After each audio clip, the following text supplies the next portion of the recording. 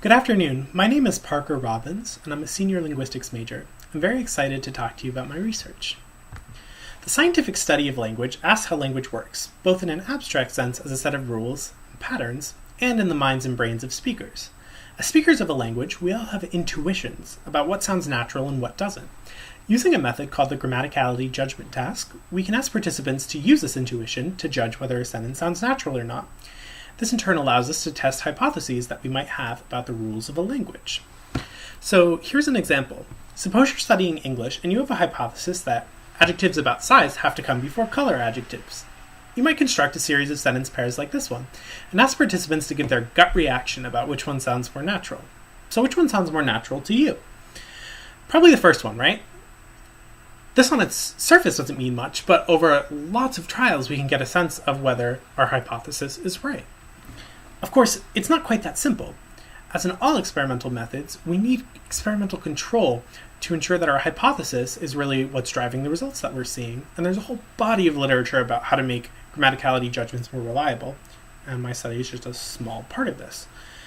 Like I said before, linguists want to know about the implicit rules that guide our use of language.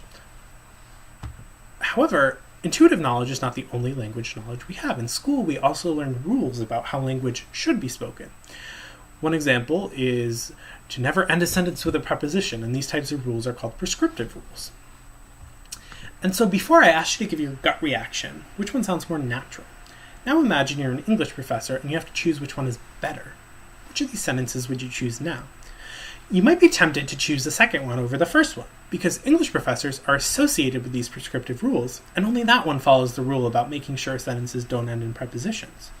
However, this could create misleading results. If everyone chooses the second one over the first, we might conclude that the first breaks an implicit rule of English, but the second doesn't. However, if we look at how most people use language in everyday life, though, both of them are grammatical. And so the question is, does changing the way I ask you to judge the sentences change how you respond? Does imagining you're a professor cause you to assign more prescriptive judgments? If it does, we would definitely want to know so that we can get reliable results from these studies, but surprisingly, there's only one previous study that's investigating. Coward 1997 gave the same types of instructions that I showed you, gut reaction and professor. He didn't find an effect of instruction type, but I argue that there are several limitations of his study that I've designed my experiment to address. Cowart had a small number of participants, which can make it hard to detect an effect if it's small.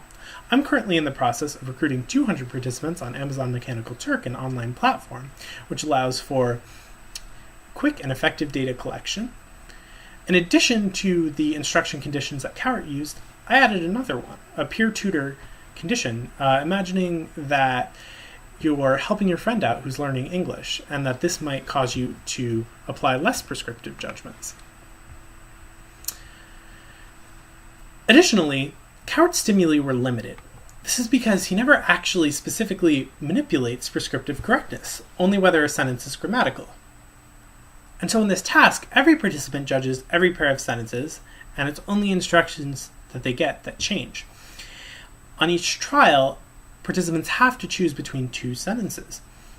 And so I've designed these sentence pairs to manipulate not only what's grammatical and ungrammatical, but also to compare whether they comply with prescriptive rules. So let me show you an example. In some cases, prescriptively incorrect sentences can be grammatical. Even though 5 has a preposition at the end, for example, it's still a natural sentence of English. And if participants are applying prescriptive rules, though, they won't choose that one, they'll only choose the other one. Bizarrely, rote application of a prescriptive rule can create ungrammatical sentences like 8. And so if participants are insisting on what's prescriptively correct, they will only choose 8. This is a problem, though, because the more natural sentence is generally considered to be 7. And so in these cases, especially, it's important that prescriptive judgments aren't interfering with linguistic intuition for results to be reliable. I'm not quite done with data collection, so I don't have any results to share with you, but I can share my predictions. Because of the lack of prior research, I don't have clear predictions about all of the conditions, but in general I have 2 hypotheses. The first one is that in the professor condition, participants will have more prescriptive judgments overall. And the second is that They may also be more likely to choose an ungrammatical sentence if it appears to follow a prescriptive rule. You might be asking what the greater significance of this research is. First, it's important to note that one study can't validate an experimental method. There's an entire body of literature that investigates the validity of this method, and this is just one piece in the slow and iterative process of validating an experimental method. At a basic level, though, after this experiment is completed, we'll have a better idea of whether linguistic judgments provide access to a speaker's underlying knowledge about language. More broadly, improving the rigor of linguistic analysis contributes to our greater knowledge in general and to everyday applications. Accurate representations of the rules and patterns of language allow us to document endangered languages and preserve that part of humanity's cultural heritage. They also help us build better artificial intelligence that can successfully understand and simulate human language.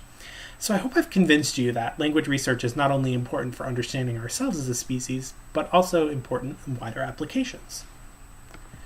This is just a brief look at my selected references. I'd like to thank the Office of Undergraduate Research and Fellowships, my advisor, Professor Heather Littlefield, and the second reader on my project, Professor Adam Cooper. This project would not have been possible without you. I'm very interested to hear questions and get feedback from you. If you'd like to get in touch beyond the review form, this is my email. My video will also be available on YouTube. You can just search my name, Parker Robbins, and you'll find my channel. Thank you so much for listening.